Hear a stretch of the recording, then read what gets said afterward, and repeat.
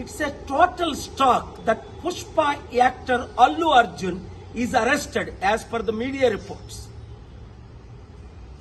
When Chandrababu Naidu conducted political rallies, 8 people died in Kandukur, 3 people died in Guntur, and in Puskaral time, Chandrababu need a huge stunt where 23 people died. Did the police arrest him? Did the police call him to the police station?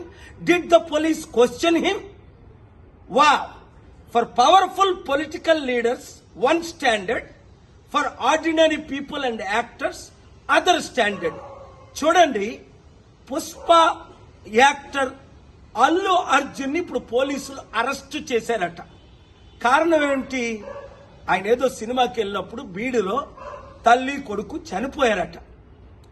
మరి Chandrababu Naidu rallies పెట్టినప్పుడు కందుకూరులో 8 మంది చనిపోయారు.